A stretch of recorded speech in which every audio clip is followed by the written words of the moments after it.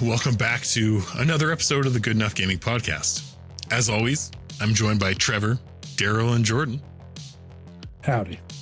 This week's episode is entitled Second Time's a Charm. On this week's sequel, some games get it right the first try. Some learn some lessons and take the feedback and crush it in the next rendition. These are just the type of games we are looking at today, whether it is the second, third, fourth, or hell, even fifth in the series of games. Was this Fast and Furious? We want to talk about sequels. We want to show some love to the follow-ups that were better than the original. You know, like the second sibling where all the mistakes the first time around are corrected and not made again. So everything turns out that much better. Here's the thing, folks. I'm the only first child of the podcast. Everybody else is a fucking sibling. Younger sibling bullshit. It's just funny when you say it because I know. This group. I didn't write that. Kyle just put that in there, Trevor. He just had a realization. Just so flattering. Yeah. Now, before any of you freak out on us for leaving anything out, we're only going to be discussing the games that we have actually played and enjoyed. So if we missed something, be sure to hop in on Discord and let us know. As always, don't forget to rate us 5 stars, like our stuff on YouTube, Spotify, Apple Podcasts. Help us find more people that want to listen to our bullshit. Thanks. And listen to all our sequels. Yeah. Because we know don't listen to season 1. Yeah. Don't do season 1. Just stay on YouTube. Just stay safe. YouTube is a safe space. Hey, we're fine. We're fine. Get to know us first, then go back to our origin story. Quality safe space. It's a journey. Okay, it's a journey. We're learning somewhere. All right. So the rules are games we've played, and it doesn't have to necessarily be the second game in the series, just as long as it's a sequel. Correct? No. Oh, I'd literally picked entirely second game. Oh, I went with like any numbered I misread sequel. the instructions. Yeah. That's okay. Most of mine still qualify. I went mostly. Yeah. Yeah, most of mine are second games, but I've got list. I've got some big ones too. Okay. Great. So the whole idea behind this is we've seen a lot of like amazing, first renditions of games into the market that have really, exploded. But sometimes their second, third, fourth iterations are even that much better.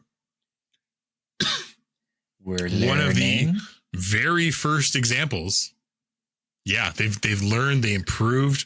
Mm-hmm. One of the first examples, and one that's always near and dear to our heart, Diablo 2 and 3. Yeah. More specifically, 2. Yes, 2 for you. Like, if you played Diablo, like the first Diablo, going from 1 to 2 was like earth shattering. The itemization, the character creation, the dungeons, the story, the cinematics. All of it was such a massive glow up that you can't ignore it. It made the series what it is. And I mean, like, even with the expansion to Diablo 2, it set the tone for like looter games. I think early on in this episode, it'll be very evident that a lot of these games came out in sort of like the Xbox to 360 era, the PS2 to PS3 era. Like there was such a leap in quality in gaming. Mm-hmm. Yes. Not just like a lot of games, yeah, they do a better job with the story, they get a bigger budget, whatever. But just what they were able to do with the technology. Like now going from the PS4 to PS5, you're like, yeah, I don't really see the difference. And you can only do so much. It's not as much as a step up. Computing power. Like I have some stats on some of the games here, and it's just like, it's insane to see how much more utilization you can get in that era of like going from, when you went from like 8-bit to 64-bit, like that was a big deal, man. Yeah, that's a big fucking jump, right? going from a regular disc to like the PS3 Blu-ray, like Yeah. how much capacity and like what you can do with it is like so much more you can add to your game. It's very true. It's So very true. I'll throw in mine. So my example for that was very specifically Uncharted 2. So Uncharted 1, the story I have with this game is that's a good I one. bought a PlayStation and it came with it, right? It was part of one of the PS packs, and I was like, I'll play it. It's kind of Tomb Raider-y, whatever, Indiana Jones. I'll give it a shot. And I think 2 was when they really got away from that and they said, hey, Nathan Drake is like this really cool guy. We're gonna add Sully in here. Just really expand on the characters. So I just wanted to, so they're both from the PS3 era. The biggest thing here is I think they talked about disc optimization and everything with that. Uncharted 2 has 564 in-game cinematics. Uncharted 1 has 80. Whoa. What? And they talk about using It's that big of a difference. Some of the updates and I think it's part of the development cycle, right? Like I think Uncharted 1 was kind of developed at the end of life of PS2. Wow. So they were kind of planning around that, right? Like, oh, it'll work on the next one, but this is kind of what we're planning around. Whereas then the next one, we're like, oh shit, we can do so much more. And I think that's really like, right, you got Nathan Drake in the train and like so many moments that like solidified that as a solid character to make a franchise out of, even though they weirdly like killed it off. But I don't know, just like one of those great, like iconic characters of the PlayStation, like exclusive kind of background. Yeah. Well, he's I would argue like two through 4 for Uncharted. They're all great, but like they're all really, great. I think 2 really set the precedent that like this is a character we need to keep around. We're gonna keep making games with Nathan Drake and just like making these wacky adventures because he fits this niche, and like that was one of those games, right? This is why you buy a PlayStation. This is the exclusives True. that make you want to buy a PlayStation. And Uncharted 2 is like one of the memorable games that showed like, oh, you know what? Video games can breach very closely to like Hollywood action cinematic. You know, like you can get very good performances from these actors just like you would in a movie. Like it kind of showed you what was possible on the hardware at the time. Better than the actual movie. Great games. Yes. Well, that's not hard to do, is it? The movie inspired by the game. Yeah. Well, my first pick, and I think Daryl can agree with me on this one, and you know, gotta wear the shirt to coincide, is Batman Arkham City. Yeah. You know, the first game, Arkham Asylum, was more of like almost like a Metroidvania. It was very tight corridors. You were inside the asylum the entire game. There was a lot of backtracking into previous areas once you got certain upgrades and certain gear to unlock different spots. But it almost seemed like it was a test. You know, are people going to like this type of Batman, grittier, darker story? And then it was like, oh yeah, people like this. Okay, well now let's give them the open world and let's go all of Gotham. Do whatever you want. Yeah. Man, the combat system in that game was just phenomenal. It's so good. And it's still, even now, that game holds up. Like with how it looks, how it plays. Like it's still fantastic. All the time I get the itch. I'm like, do I just go back and play all of the Arkham series? Like, should I just play all of it? Yeah. The story's so good. They brought back Mark Hamill as the Joker. You had Kevin Conroy as the voice of Batman. Like, you had all these icons from our childhood in the animated series. You know that you can't have those characters without these voices. And you know, Catwoman was a playable character in Arkham City, which was super cool. You get to try something new. They had more bats. Yeah. You had more bat suits that you could choose from, you know, the cosmetics that you could roll through. You got to fight Clayface, which like to me is still one of the best boss fights in the entire Arkham verse. Like his boss fight in the movie theater was amazing. Mr. Freeze, that was a great boss fight. You had Ra's al Ghul in there too, and like the twist.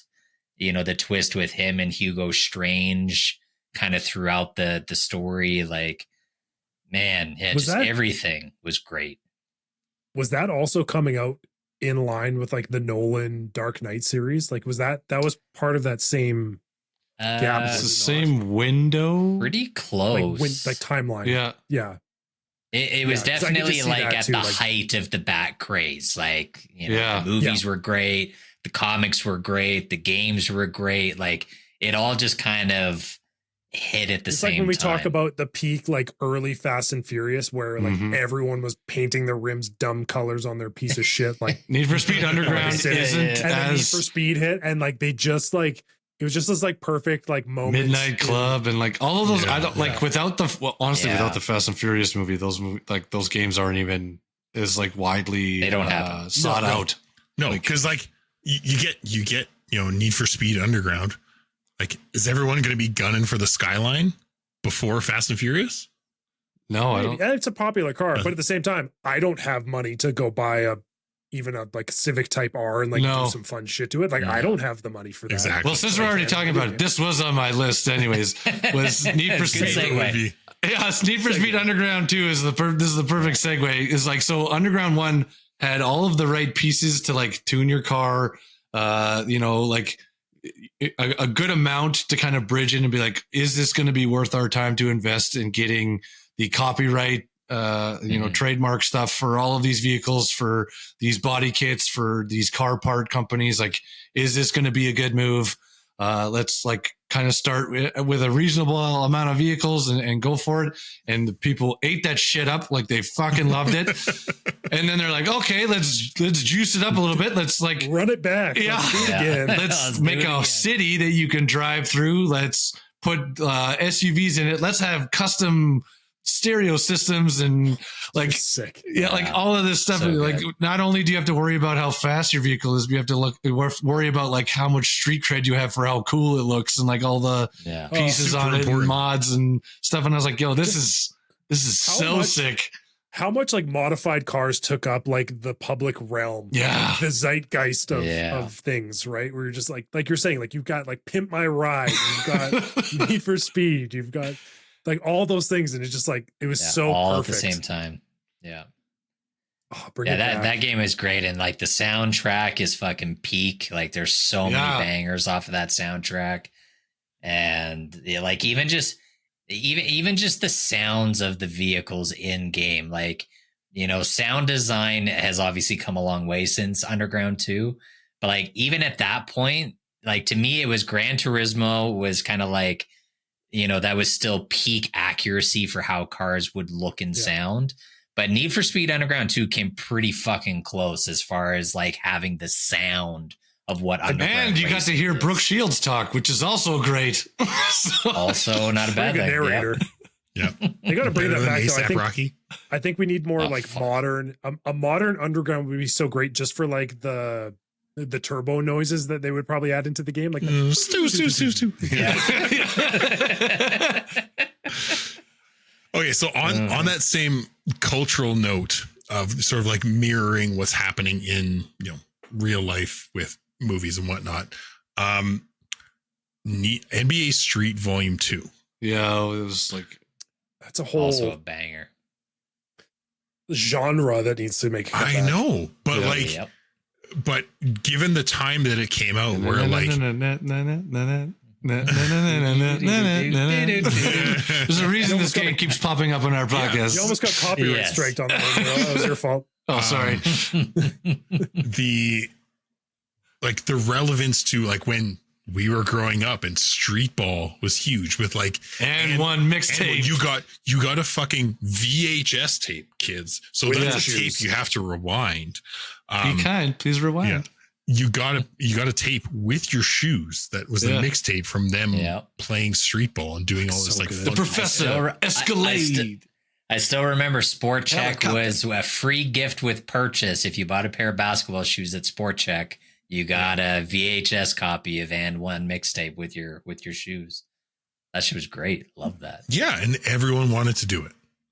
It was like the modern age Globetrotters. Like some of those guys are still relevant. Like they still, absolutely. I still see like clips of the professor show up, and I'm like, the dude's 45, like and still cooking people. He's still dresses up as different shit and still just goes to. It was like Bugs Bunny the one time, and he was just like busting people's ankles, fucking cooking dudes.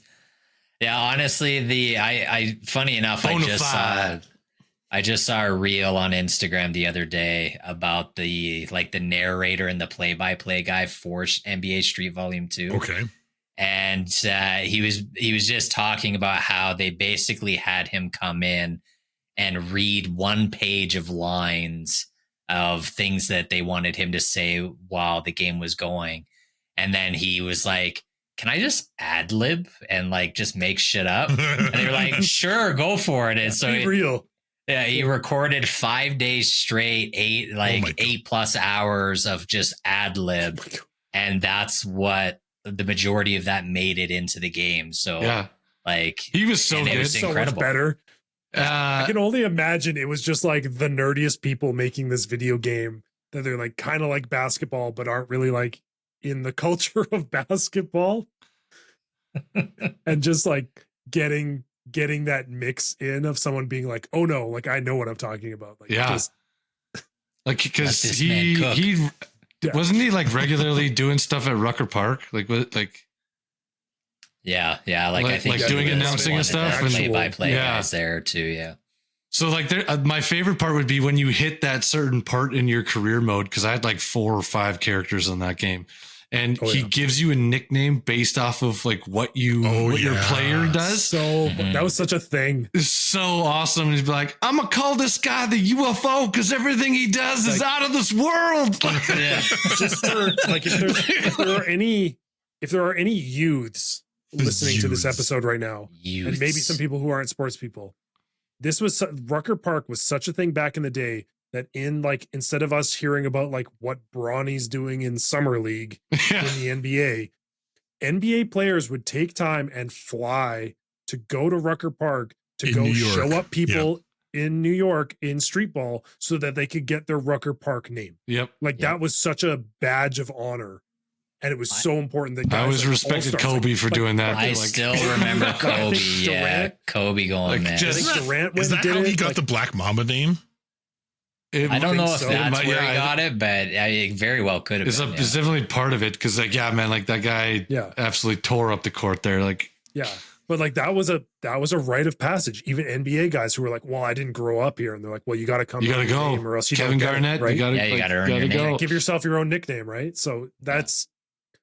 You just don't see that anymore. This is turning into a sports history podcast. It's so funny. So funny. It was just that's a good title. Man. Yeah. It's the reason we come back to that game and Need for Speed Underground constantly. Too. Like there's a reason we come back to those games quite so frequently. Yeah. What's next, T? So I have one that is the predecessor to a current game of the year. So not Baldur's Gate 3, but Divinity Original Sin 2. Okay. So if anyone played Baldur's Gate 3 and is like, oh my God, Larian Studios, where have you been all my life? The Divinity series takes a sidestep. Like I'm wondering if they're going to bring it back now that they're not doing a D&D licensed product. Right. I think they might. It takes a sidestep from D&D. But from the first to the second game, like obviously you're getting huge improved graphics. The UI is like way better, even from Divinity to Baldur's Gate. I'm like, oh, this is so much easier to use. But once you get to learn to use it, the biggest thing though, they added co-op. So my wife and I, prior to Baldur's Gate, played the entirety of Divinity Original Sins 2 together, which was crazy because that game's like 100 it's plus so hours. long. Oh my God. It's so long. Yeah, it's like thorough. I would say even more complex than Baldur's Gate was. There's more. Yeah, there's more story arcs. There's characters you can piss off to the point that they try and kill you, and then you can't play with them for the rest of the game. I think that game really cemented them as like we are the turn-based like action RPG team. Right. Mm-hmm. Yeah. And yeah. so Do you want to play D&D? If anyone's craving that, like, like we talked about it on a previous episode. If you're looking for like a JRPG or something this summer, like something that's going to take up some time, that's a good one. Baldur's Gate, try Divinity, because it's crazy the amount of shit you can do in that game. Facts. Yeah, I would love for them to do a third game in Divinity, like with all the things they learned in Baldur's Gate 3 and take that knowledge and drop it. Yeah. Like the nice thing they did is they used like an attack point system. So it's more of like I don't want to call it a deck builder, but like you earn attack points every turn. So you can use as many or as little as them as you want. Like you get 8. So instead of D&D where you get like action, bonus action, and then your character has, you know, special, I'm a monk, I get to punch someone 500 times.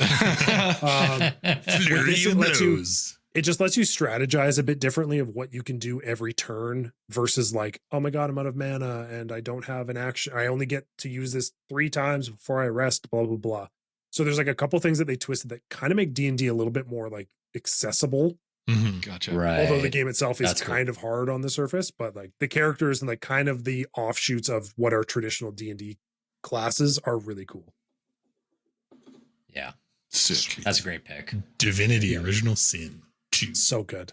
All right. I'm going to throw plus hours to kill. Go for it.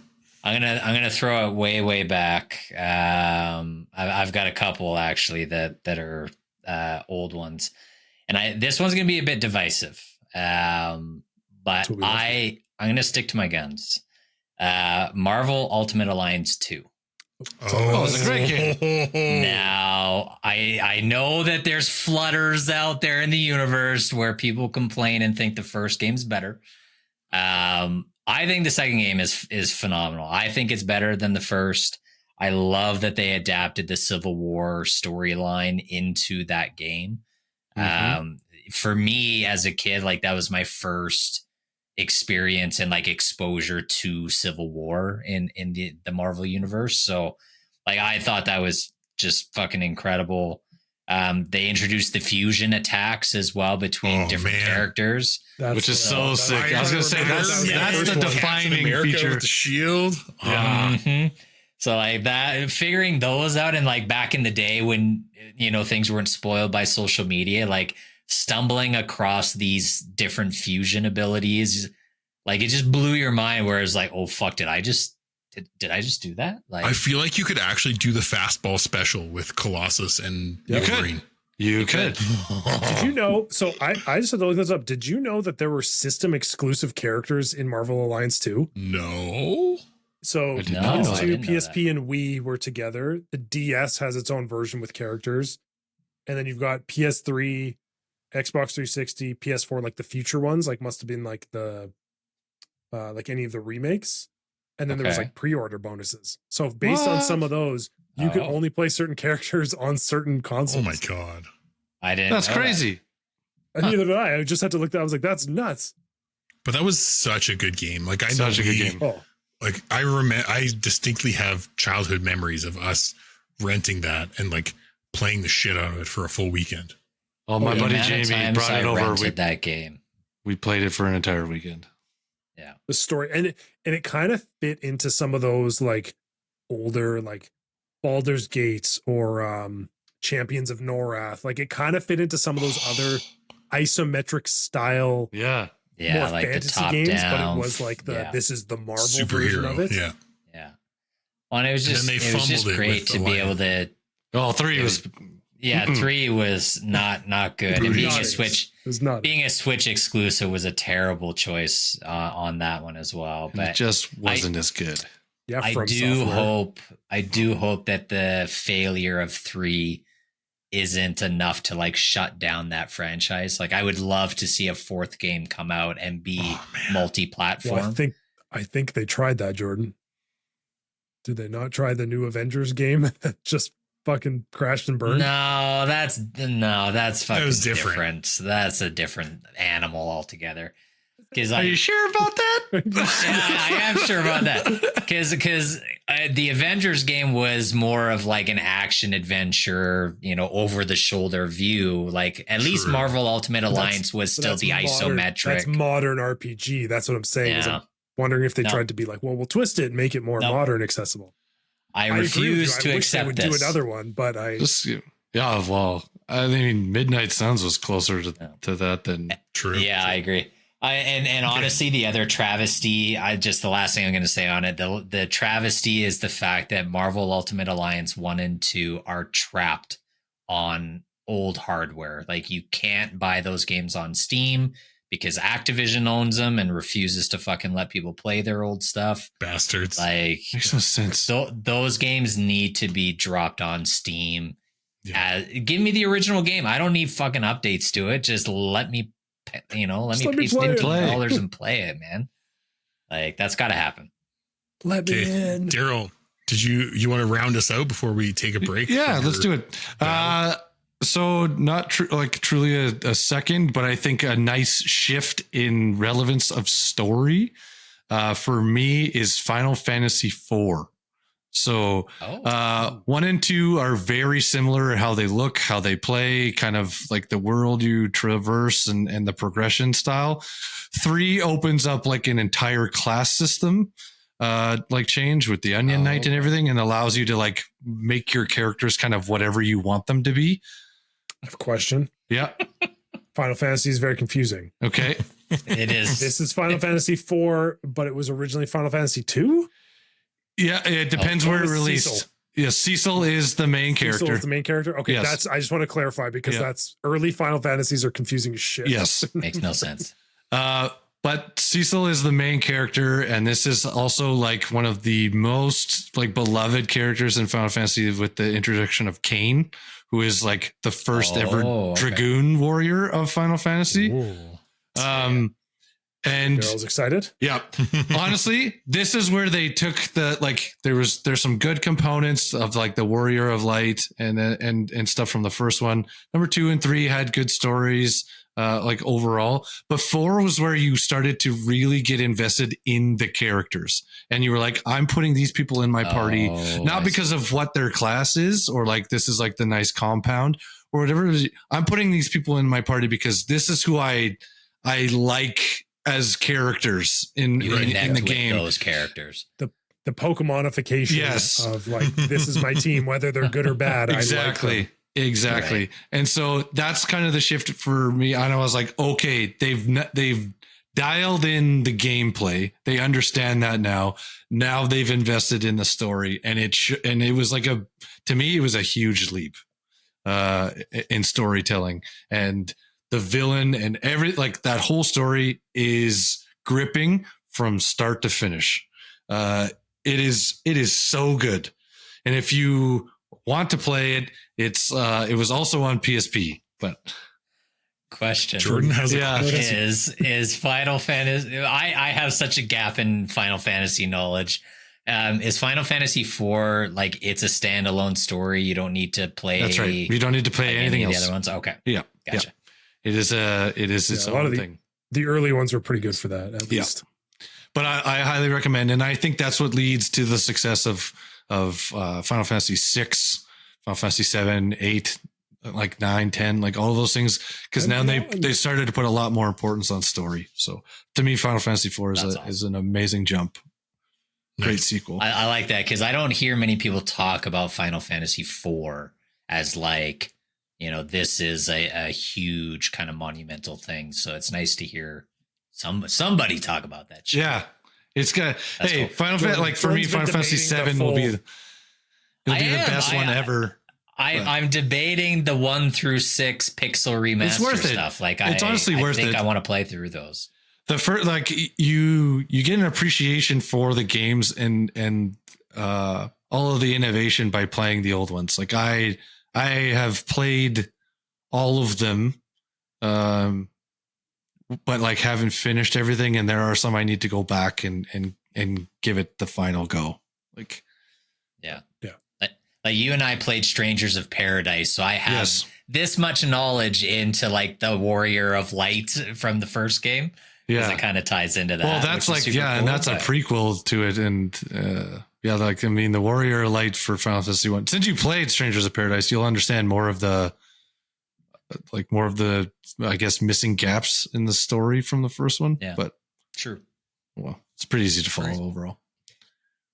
So, Speaking of pretty easy to follow, we're gonna take a quick break from our discussion, and we're gonna follow the path to Daryl's Danger Dome with another fantasy face-off for the week. Excited. Hold on. Let's to your go. butts. Let's go. Let's go. Fantasy face-off.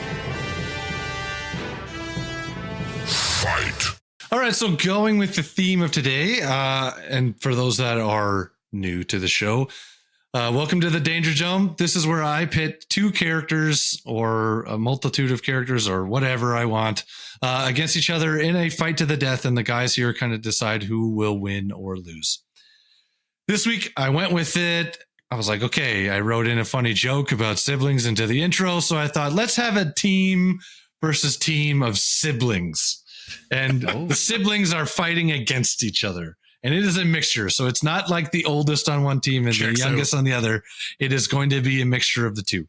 So on team A, we have Liquid Snake, Billy Lee, Mario, and Proto Man versus Solid Snake, Jimmy Lee, Luigi, and Mega Man. So the Lee brothers are from Double Dragon. Yes. Yeah, I had to double check that for Snake Brothers from Metal Gear Solid, Mario and Luigi from Super Mario Bros, and Mega Man and Proto Man, obviously from the Mega Man series. Oh, Daryl, why do you do this to me? Who's winning this fight? Can you break down who's on each team again? Yes, so team A, Liquid Snake, Billy Lee, Mario, and Proto Man. Team B, Solid Snake, Jimmy Lee, Luigi, and Mega Man. I gotta go 4v4. Solid Snake and Mega Man. And Luigi's taller. And Luigi's taller. Luigi's just gonna hold his hand out to his head. Athletic. He's just gonna try and swing on him. Can't touch him. I think the Lee brothers are just brawlers. They just cancel each other. Yeah, they're kind of a wash. I agree with you on that. The point of them is to be together, right? Like they're like the Wonder Twins. Fusion power. Right? Like that's how they are good. They're neither better than the other. I think B, like just Solid Snake and Mega Man together. I think they take over Liquid Snake and Proto Man. And then like Mario, Luigi, they can do the same thing.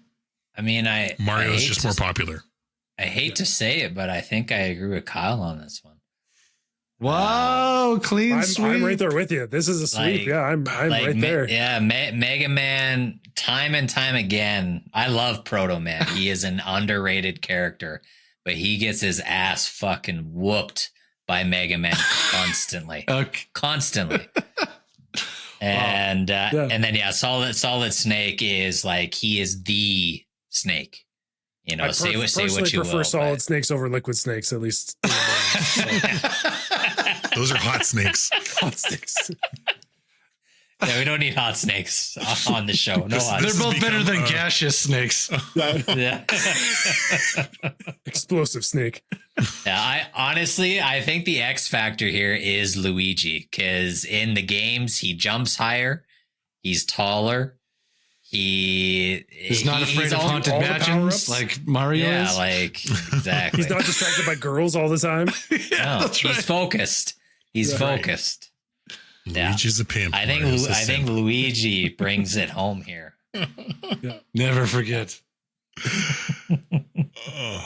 Team B. Team B is the winner. Let us know if we're right. If the guys are wrong, yeah, just let us know. But congratulations, Team B. Team B. Time out here. From last time, it's B. Yeah. Okay, so second round, we're going to go back through and share a few more. I have some that go a little bit further back in history. This one, I will tell you. So the original game was just a single player game. This was in like the heyday of side scroller beat 'em ups.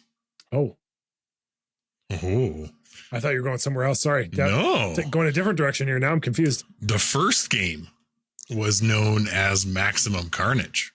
Oh, yes. Oh, yes. Its sequel was known as Separation Anxiety. And this was a Spider-Man and Venom game that was a, peak side scroller beat 'em up story where you are in Separation Anxiety. You're fighting all the different symbiotes from Doppelganger, all from Scream to shit. I don't even remember the rest of them. There's you're fighting. The arcade took all your money before you could get to it. Yeah, the arcade. I'm more Riot, familiar with Maximum Carnage, so I don't know. No, it was kind of like Four Horsemen-ish. Yeah. Okay. There's Scream, Riot, Carnage, Doppelganger. I remember fighting Doppelganger. Havoc, Rage. I don't know. Was Phage in there? So this Throwing out names. Yeah. This one again was a 2-player follow-up to Maximum Carnage. And if you know anything about me, Kyle's a fan. I likes Carnage. love those. the symbiote story. Even from like the OG Spider-Man cartoon in the 90s, that's where it all started. Also great. Yeah. Oh, great. Daryl's looking around for something that's not there. It's crazy the gap we got considering how popular like X-Men and Sick. like all of the X-Men and Marvel stuff in terms of like the arcade scene Yeah. and how much money that was pumping out in that area in that genre. And then there's that like 15-20 year gap and they're like, hey, wait, we could make a movie out of this, right? It's wild to me that like those things were so popular and how many of them we got. Like how many different X-Men side scroller beat 'em ups did we get? How many? Oh, And man, those games there were were some tough, good ones too, in the man. arcade. Like they were legitimately hard games. Honestly, yep. And maybe they just stuck to it because that was like the nerd culture of the time. Like that's the arcade was for the nerds and that's where everyone enjoyed it. But yeah, so that's my entry. That's a good choice. Yeah, that's a really good choice. So. that's a good classic. All the way back to Sega Genesis, but I wish they would remaster that shit. Would be nice. It'd be easy. Yeah. Probably show up on like the Nintendo East store at some point, like the eShop or whatever with their retro shit. Yeah. I don't think that justifies buying a Switch 2, but No, it does not. But Hell no. I'm gonna pay $850 to play a 40-year-old, 30-year-old game. yeah, no. Yeah, no. All right, Trev, what do you got? Oh, I'm so torn. I think I've beaten the Pokemon horse to death. I think people are aware that I believe that Pokemon Gold and Silver is the best sequel. You of beat Pokemon. a Ponyta to death? I did. And Pokemon Gold and Silver took what was a fad and made Pokemon a long-standing like franchise. Like that's like it turned Pokemon from Beanie Babies into what it is. Yep. Yeah. They made the test of time. The other one I have to throw out, and same thing, we've talked about this game a lot. It's Borderlands 2. If you are Figured that was going to be on somebody's list. Yes, if you're interested in that franchise and the new Borderlands coming out, maybe don't play 3. It sounds like the new one doesn't necessarily directly relate. Kyle, emphatically, no. Maybe ignore 3. Pre-sequel was meh. Pre-sequel explained a bit, but like Borderlands 1 was very random, right? It introduced you to some characters, to the kind of the way the world was built, the awesome art style, but it was a little chaotic in the sense that like the story was just sort of like blah, right? Find the vault, kill the monster. Like it wasn't, all the bits were just so scattered. Borderlands 2 is like the true story of Borderlands with Handsome Jack, like one of the greatest villains ever written. Such a good villain. They cleaned up the Mr. art style a bit more. The characters were good. Yeah, you get like 4 or 5 DLCs, all that perfect, like perfect DLCs. bangers. Yeah, some of the best expansions of games Like, for sure. Way more DLCs than you would expect from a game like that. Like I think the only other game from that era that had that many DLCs was like New Vegas, because it had like 5 or 6, which is insane. But yes, if you are curious about playing Borderlands 4, go back and play 2. Like that's your homework to playing that game, to be like, what is this genre about? And it's still a great game. Like, it holds up pretty well. The story's great. The characters are fucking hilarious. Yeah. And it meets that, it kind of like scratches that itch, right? Like, if you just want to do quests and play the story, you can do that. If you are that person like Kyle and I, who grew up playing Diablo 2, and you are like the loot grind, I want to get the coolest, crazy weapons in the game. The loot cycle in that game alone is also really cool, right? You can go back and like grind out bosses and try and get like the best drops and like do all these like things to min-max your character. It just kind of like fits both of those needs without being like in your face preachy about like, buy the skin, do this, microtransactions and like all this extra bullshit. You can play with your friends. Yeah, we like, feel about those. Yeah. You could go you can go do some of the super bosses and play with your friends and just get stomped on until you like get certain weapons, and then you can beat them.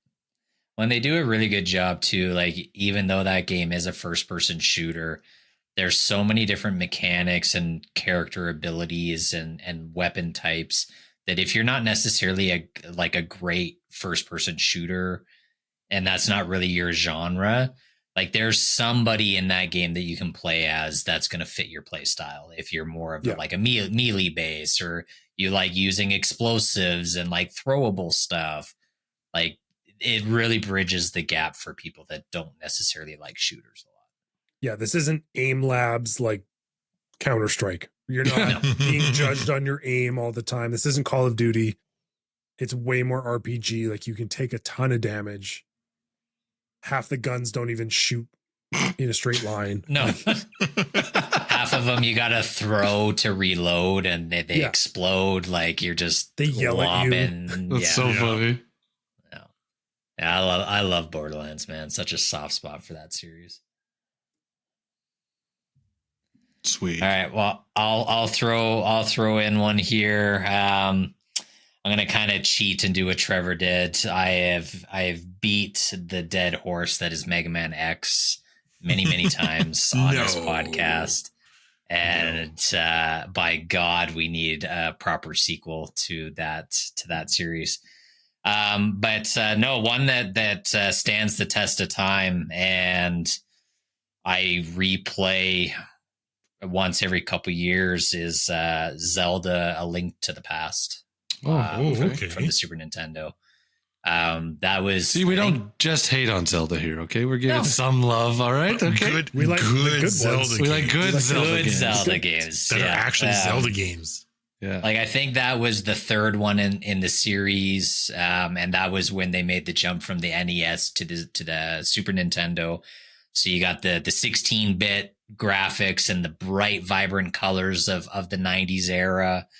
And they also had like the dark world at the halfway point of the game. So like you beat Ganon and you think you beat the game and like you're super happy, and then all of a sudden you get transported to like the upside down version of Hyrule. And as a kid, you're like, did the game break? That's crazy. Like, what the fuck is happening? And so like that was super cool. It's got one of the most recognizable soundtracks out there for that era. Like, if you hear kind of the intro song to A Link to the Past, you know exactly what game that's from. Even if you haven't played it, like, you're like, oh yeah, that's a Zelda game right there. But I grew up playing that with my older brother. I knew nothing about Zelda until he put the controller in my hand. And like, I just remember no guides, no internet, like no social media telling me where to go, and just us trying to figure out the puzzles and the different boss fights. And, okay, we got the boomerang. Well, now where do we need to go with the boomerang to unlock this piece? And just everything about that game is incredible. It's got such a nostalgic flavor for me. So yeah, if you've never played it, like, honestly, man, go back and fucking play that game. To me, it is the best Zelda game of all time. Fuck Breath of the Wild. Fuck Tears of the Kingdom.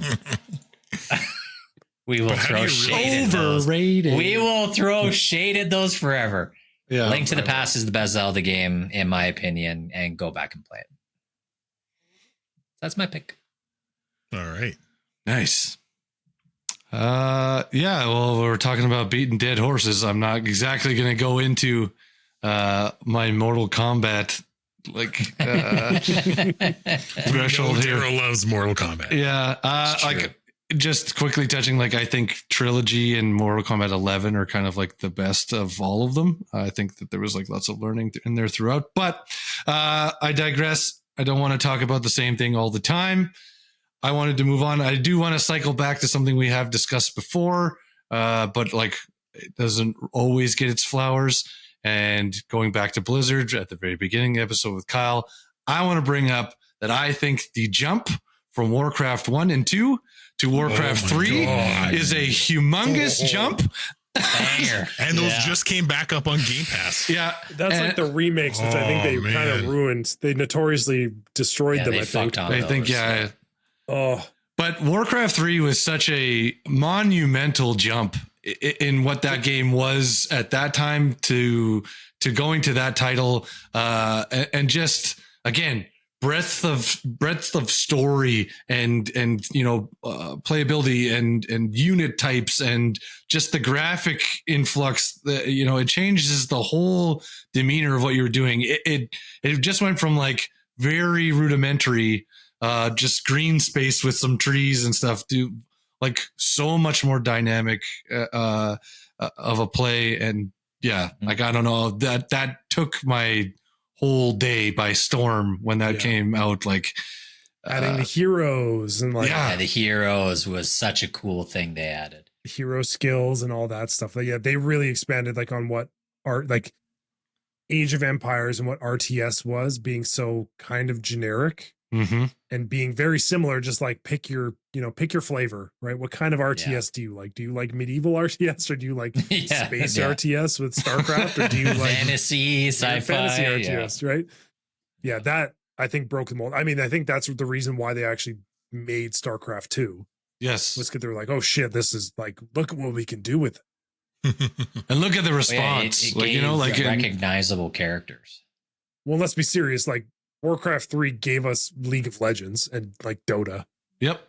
Yeah. Without it wasn't. There wasn't a framework to kind of use as inspiration. Like it set the tone. It was it was an industry defining title. Honestly, like, you don't get those games without that. It's so funny now because you get people who hype, like you think of like sandbox world builders, like you get obviously Minecraft and stuff, and everyone's like, oh my God, look at this thing they built in Minecraft. I remember having friends who were like learning how to code within the Warcraft map maker to make custom maps for Warcraft 3 Online. Like that's where people like started learning, like, how does it, like, I have the pieces, obviously, like I have all the puzzle pieces and the assets. How do I make a thing do what I want it to do? Right. I want to build a tower defense. Well, this is what happens. And it's just very like, if you go into the actual building of those custom maps, it's hard. So fucking intricate. Yeah. Oh yeah. Yeah. And there's so many things you could tweak, and there was like versions of things, right? You could see people were like actively updating their people fucked with it too. Yeah. Yeah. To me, that's the defining moment of Warcraft 3 and the original StarCraft is it was the online community and the longevity of those games, because people learned how to code using those assets, and like to the point where people weren't playing the campaigns and the story modes of those games anymore. They were playing, like, people would figure out, oh, this username makes some of the best mods and some of the best, like, I'm going to play that, multiplayer, whatever they make, I'm going to play their stuff. It's like early, like think of like either I'm thinking like Hot Wheels Online with like Map Maker, or Tony Hawk, same thing, or Super like Mario Maker. Yeah. But like they weren't just made to be impossibly hard and a pain in the ass. It was like, hey, I want to make a fun game within the game, like using this system. Yep. Yeah. Like I have a very near and dear spot in my heart for Warcraft 3. We might have to fire that up, even if it's I'd be down, man. Honestly, yeah. We know that and StarCraft. That and StarCraft, I would play Even those. play it as any day. RTS just to see if we can remember how. I never played Reforged, so I don't know how they fucked it up. But like, yeah, I think it got better, but at launch, it was definitely in rough shape. Yeah. Okay, we're gonna go once more around the horn, then we'll do an honorable mentions, and then we'll call. Oh God. Okay. So make your decisions in your brains. My mind is made up. My last sequel goes back to 2009. Oh. I distinctly have a photo. At one point, Trevor and I lived together. Oh God. And we had a setup with 2 TVs side by side in our living room. Yep. We had a third friend. Dude house. Oh my God. For the release of this game, a third friend brought their TV over and we set up like a full bro cave in our front room. I remember coming on over release to do that too. To play Modern Warfare 2 from 2009. The real Modern Warfare 2. The real whatever bullshit not came the out. fucking trash panda that was the Now last one. the pro like we go back to when sequels were good and not just like half developed money farming garbage for cosmetics. What a novel Modern Warfare 2. But I want a gold gun, Mom. Phenomenal game. I mean, 95% of the maps of that game are what make up most of modern. Right? Yeah, they just reuse all of them anyway. The thing, like the biggest change from Modern Warfare 1 to 2 was the kill streaks. Oh yeah. Like if you go back to the original Modern Warfare, like there wasn't a lot. It was like helicopter gunner and what was 3 UAV, helicopter, airship, and the airstrike. Right. Yeah. That's it. Modern Warfare 2 came in with like a whole shitload of different things. Like a Predator missile and a chopper gunner and AC. Like as soon as someone got the AC-130, you're like, well, we're fucked. We're getting game's done. We're fucked. That was like one of the peak gaming experiences. Also one of the best campaigns of all time. Oh my God. So good. Like the story was incredible. Like no Russian, like iconic.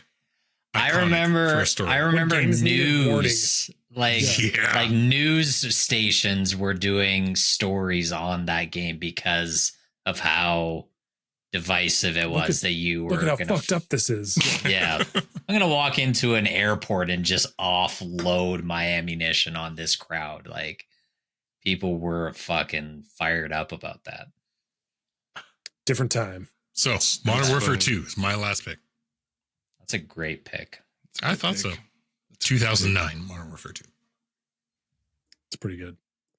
I think we'd be like offensive if we didn't throw this one in there, especially with the new one coming out, because I think it makes a big change, and that's The Witcher.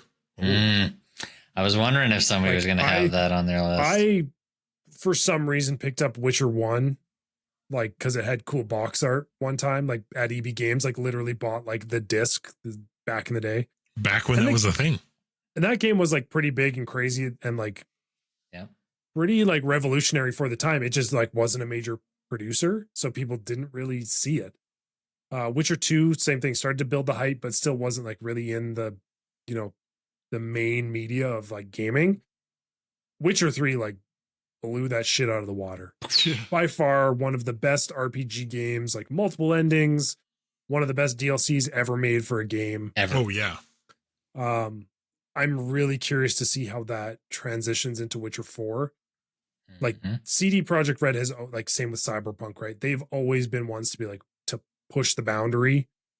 Cyberpunk obviously started off poorly, but like is now in a very good place. And is they insane. earn back all like that. How good it looks and like how complex that game is, and it's like way over the top. I just think like I'm more catered to like the Witcher universe, so I'm curious to see what they do that's going to differ that. But I think that's one of those games. It's sort of like Larian with Baldur's Gate, where people are like, "Oh yeah, I knew you made games before, but I didn't really pay attention, and now you have my attention." Right.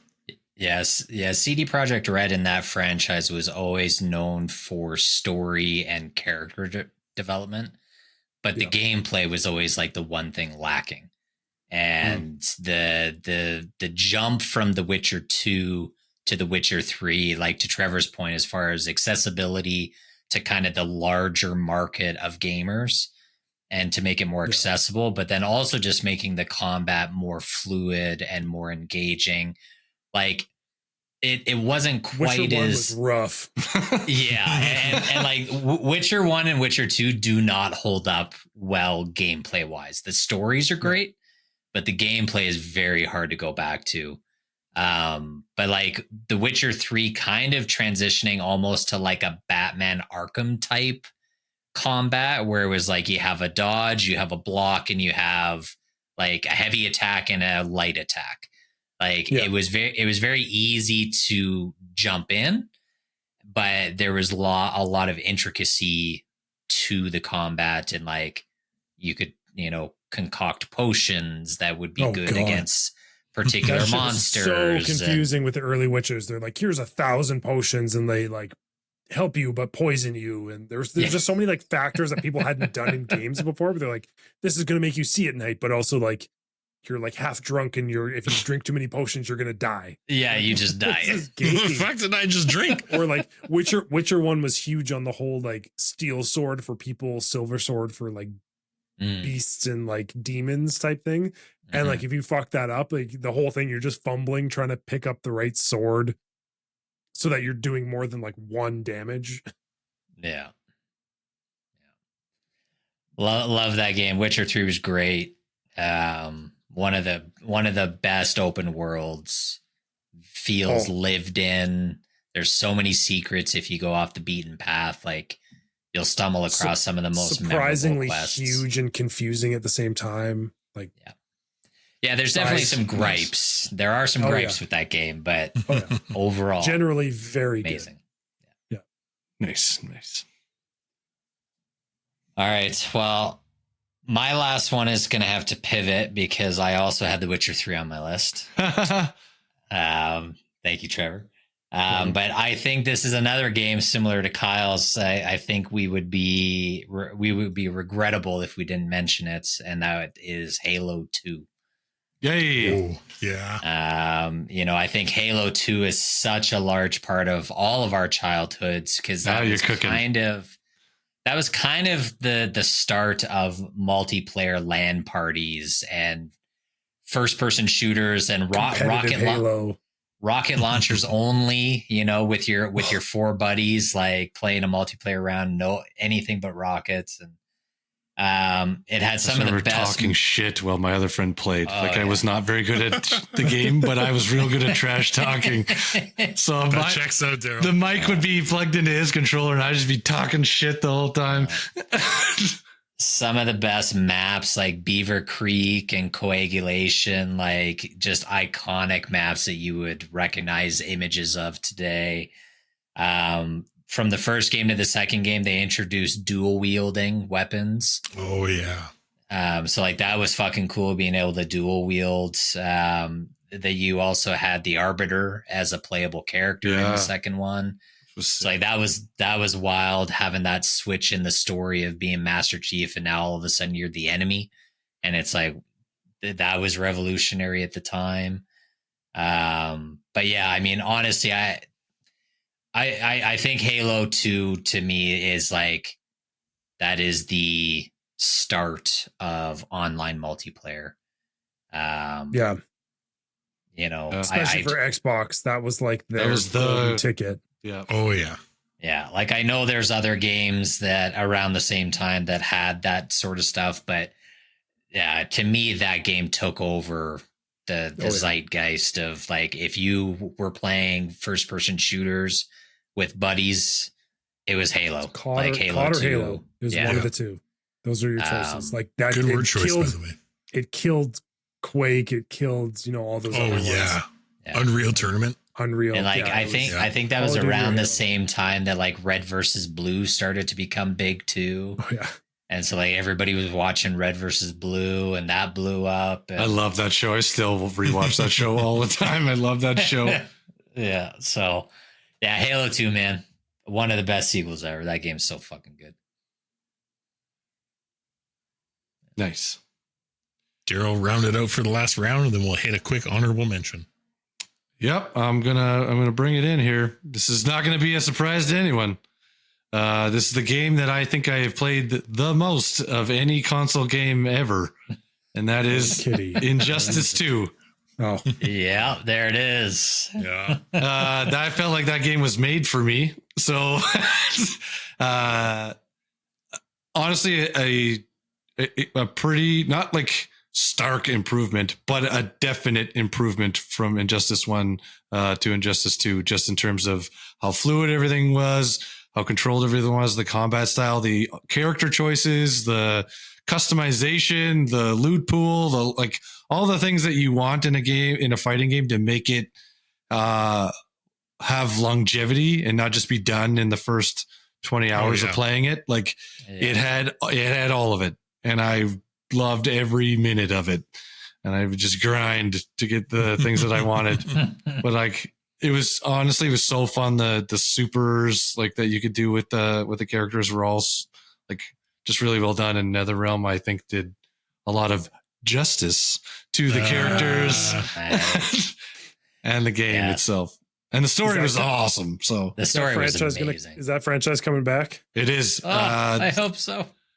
There's no way it's not. So Mortal Kombat 1, they already said they are done. There's no more DLC. There's no more content being loaded. They are moving on to the next project. All the eggs are now in the next project's basket, and it is mystery project. Yeah. And there's to me, there's no way it's not Injustice. It has to be. It has to be. You can't do Mortal Kombat back to back like that. It wouldn't. Especially with what they did, it didn't hit as well as they kind of did. So Injustice 2, then it was Mortal Kombat 11, then it was Mortal Kombat 1. So it should technically be Injustice 3 if they're going to continue on with that franchise. But I've discussed this, they could do all kinds of things with the DC licensing. I don't care what it is. Oh my God, they could. They can do all kinds of stuff. So That's my last pick, is because it is an incredible. Oh man! Don't even joke. That actually would be so sick. Clay Fighters would be sick. So offensive. So offensive. Clay Fighters 2 would be sick. The DLC in Injustice 2 is great too. The characters. Red Hood's in the game, man. Red Hood. Automatic win for Daryl. Yeah, automatic win.